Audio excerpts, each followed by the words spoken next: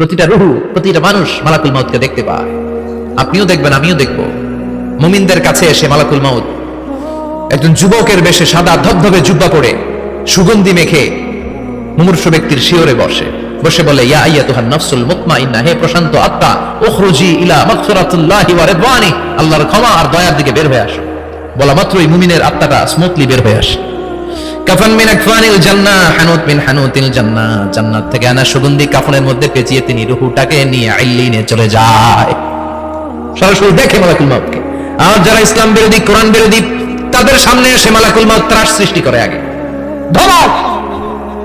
কাফের, নাস্তিক, মুশরিকদের সামনে এসে এরকম একটা ত্রাস সৃষ্টি করে, ভয়ে লোকটা কাঁপতে থাকে। ওর কাছে ভদ্র ভাষায় কথা বলে না, সুন্দর জামা পরে আসে না, কালো কুচকুচে চেহারা, ভয়ঙ্কর একটা রূপ নিয়ে, আকৃতি নিয়ে ইসলাম বিরোধীদের মাথার সামনে আসে, দুর্গন্ধযুক্ত চেহারার দেহ নিয়ে ধমক দিয়ে বলে, ও পাপাত্তা, ইয়া আইয়াতুহান নাফসুল খাবিসা উখরুজি ইলা গাদাবিল্লাহ, হে পাপাত্তা, আল্লাহর রাগ, ক্রোধ আর গজবের দিকে বের হয়ে আয়। মুমিনের আত্মা বলার সাথে সাথে যেমনি মুমিনের দেহ থেকে বের হয়ে জান্নাতি কাফনের ভেতরে ঢুকে, কাফেরদের আত্মাও কি এরকম তাড়াতাড়ি বেরোতে চায় নাকি?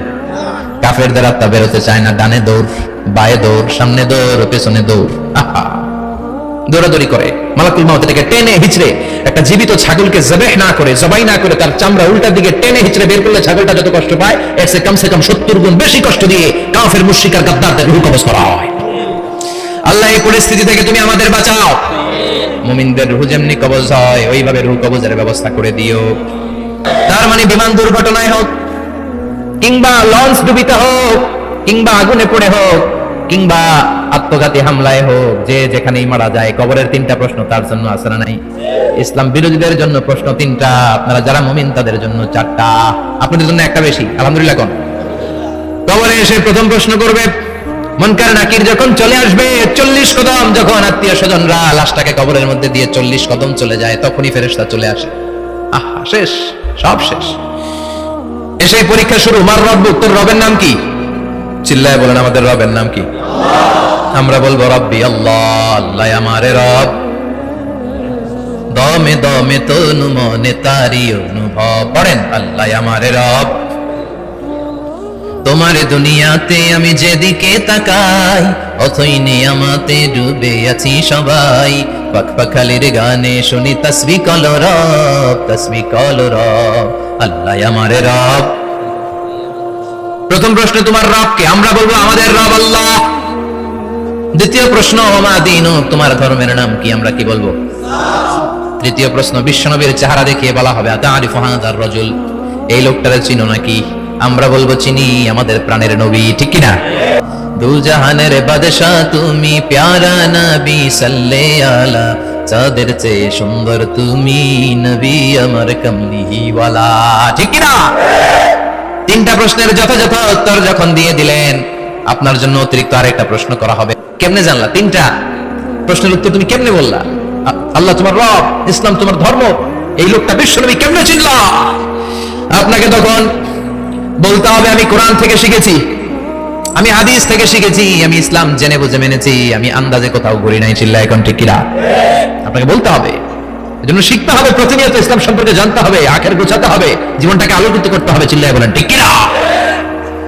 4টা প্রশ্নই যখন হয়ে গেল, ফেরেশতারা বলবে আহলান ওয়া সাহলান ওয়া মারহাবান বিক, খোশামদেদ, কংগ্রাচুলেশন, খোশামদেদ, কংগ্রাচুলেশন। সব প্রশ্নের উত্তর তুমি পেরেছো। ফায়ুফসাহু লাহু কবরুহু 70 যিরান, আপনার কবরটারে 70 হাত লম্বা করে দেয়া হবে। ওয়া ইফতাহু লাহু বাবুন ইলাল জান্নাহ, আপনার কবর থেকে জান্নাতের দিকে দরজা খুলে দেয়া হবে। ওয়া ইলবাসু মিন লিবাসি আহলিল জান্নাহ, জান্নাতের 2টা রেশমি কাপড়ের পোশাক এনে আপনারে পরিয়ে দেয়া হবে। আর বলা হবে নাম কানাউ মিলা আরুস, ঘুমাও। বাসর রাতে যেমনি বর কনেকে নিয়ে মধুর ঘুম দেয়, তুমিও ঘুমাও, কেউ তোমার ঘুম ভাঙবে না। মালাক ইসরাফিলের, কিয়ামতের জন্য ইসরাফিলের সিংহায় যে ফুৎকার আছে, ওই ফুৎকার ছাড়া কোনো কিছুই তোমার ঘুম ভাঙাতে পারবে না। আলহামদুলিল্লাহ পড়েন। আল্লাহ আমরাও যেন 4টা প্রশ্নের উত্তর দিয়ে লম্বা একটা ঘুম দিতে পারি, পড়ে না আমিন। গায়ের রং কালো, চোখের রং নীল। ফেরেশতা 2টা আসবে, এসে ত্রাস সৃষ্টি করবে, এসে বলবে, বল তোর রবের নাম কি? আর রব্বুক, ইসলাম বিরোধী, মুশরিক, কাফের, নাস্তিক, এরা বলবে আমি জানি না আমার রবকে, আমি জানি না, আমি তো আজীবন শুধু চেয়ার করেছি, মদ খেয়েছি, আমি ধর্ষণে সেঞ্চুরি করেছি দুনিয়ার বুকে, আমি টেন্ডারবাজি করেছি, চাঁদাবাজি করেছি, আমি মাস্তানি করেছি। আমার দাপটে এলাকার ইসলাম প্রিয়রা বাসায় ঘুমাতে পারে না। আমি ছিলাম টেন্ডারবাজ, আমি ছিলাম গডফাদার, সন্ত্রাসীদের লিডার, আমি ছিলাম ডন 1 2 3 সব, আমি ছিলাম ডনের ডন।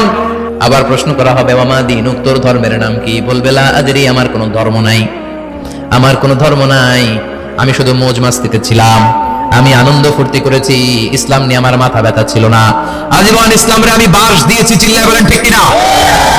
ইসলাম বিরোধীদের সাথে ছিল আমার চলাফেরা, আমার সব সাঙ্গপাঙ্গ ছিল গুন্ডা বদমাশ ইসলাম বিরোধী। রব কি, ইসলাম কি, এগুলো আমি জানি না। আমার এগুলো জিজ্ঞেস করো, ধর্ম কি, আমি জানি না, আমি কিচ্ছু মনে করতে পারছি না। 3 নাম্বার প্রশ্ন করা হবে, আতারিফু হাদার রাজুল, দেখো তো এই লোকটারে চিনো কিনা? কয় না, চিনি না, তবে মনে হয় এই লোকটারে দুনিয়ার বুকে আমি গালি দিতাম, এই লোকটার বিরোধিতা করতাম, ব্লগের মধ্যে এই লোকটার ব্যাপারে কুচ্ছা রটনা করতাম, এই লোকটার কার্টুন বানিয়ে আমি হিংসা ছড়িয়ে দিতাম, এই লোকটার ব্যাপারে আমি এলাকার মধ্যে অপপ্রচার চালাতাম। ফেরেশতারা বলবে তাই, এই ছিল তো ডিউটি, দাঁড়া এখনই আমাদের খেলা শুরু, এখনই শুরু। ফায়ুতরাকু বিমাতারিক মিন হাদিদ, লোহার একটা হাতুড়ি দিয়ে মাথা থেকে পা পর্যন্ত পিটানো হবে, পিটিয়ে ওর গোশতের হাড্ডিগুলোকে থেতলে ফেলা হবে। ওয়ায়ুকালু লিল আরদি ইলতাইমি, কবরের দুই পাশের মাটিরে বলা হবে এবার দুই দিক থেকে তোরা চাপ দে, চাপ দেয়া হবে, ধাক্কা ধাক্কি করেও সে সুবিধা করতে পারবে না, মাটি আস্তে আস্তে আস্তে আস্তে দেহের দুই দিকে লেগে এমন জোরে দুইটা চাপ দিবে, ফাতাখতালিফা আদলাউহু, তার ডান পাশের পাজরের হাড্ডি বাম দিকে ঢুকে যাবে, বাম দিকের হাড্ডি ডানে চলে যাবে। বিশ্বনবী বললেন এই হাতুড়ি দিয়ে পিটানোর শাস্তি, কবরের চাপ দেওয়ার শাস্তি চলতেই থাকবে হাত্তাল কিয়ামা, কিয়ামত পর্যন্ত। আল্লাহ কবরের শাস্তি থেকে আমাদের বাঁচাও। আমরা এই আযাব পেতে চাই না, আমরা যেন ঠিকভাবে কবরের 4টা প্রশ্নের উত্তর করে দিয়ে লম্বা ঘুম দিতে পারি। আল্লাহ তুমি তৌফিক দাও। এজন্য আল্লাহ বললেন, গোলাম দুনিয়া নিয়ে পাগল হয়ে থেকো না, এই দুনিয়ার জীবন আসল জীবন নয়, আসল জীবন হলো কবরের জীবন। জোরে বলেন ঠিক কিনা? দিন যাবে, রাত আসবে, বৃষ্টি হবে, শীত আসবে, কেউ আমার দেখতে আসবে না, একা থাকতে হবে, একা, বড় একা, অন্ধকার, বড় অন্ধকার। ওই কবরের জীবনের সামান গোছানোর দরকার আছে না নাই?